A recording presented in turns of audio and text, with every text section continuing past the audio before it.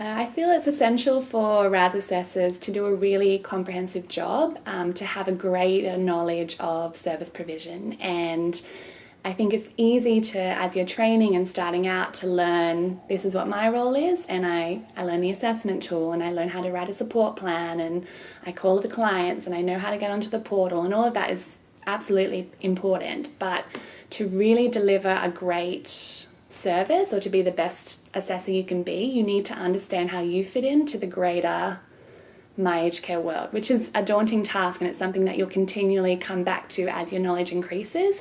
So this is how I complete a RAS assessment. Great. Who are the service providers in the area that you're servicing? That's probably the next step.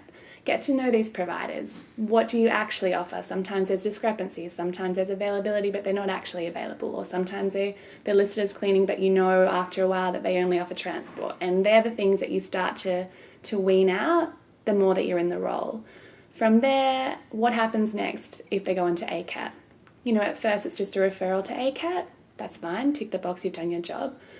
What do you tell the client? And as you learn, okay, what does ACAT do? How is it different? How did I get to this side? And if I want to be on that side, and you find yourself continually, or I start nearly every assessment with, this is how the whole thing looks, and this is where you are. So this is my aged care, this is the RAS arm, this is the ACAT arm, you ended up over here, I'm going to refer you onto this one because I think you need the next thing and what that means. And you can't, as I said, you can't learn that straight away. It's way too much, but over time, continually upskilling on how you fit into a really, really huge sort of beast of a system is, I think, really important to give a great understanding of the system to the client, and facilitating that journey for them.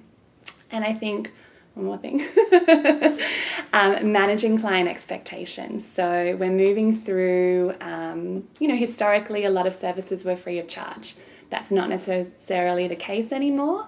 But the expectation is still the same. So letting clients know that, you may be asked to contribute to their care, or you might most likely will be asked to contribute to your care.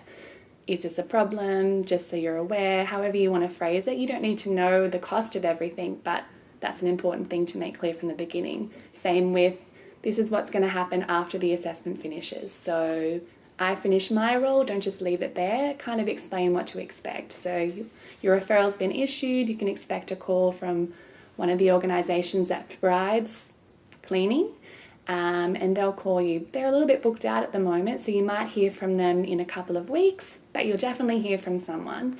If you don't hear from someone, here's their phone number. You can give them a call yourself and empower the client to, take charge of their own care.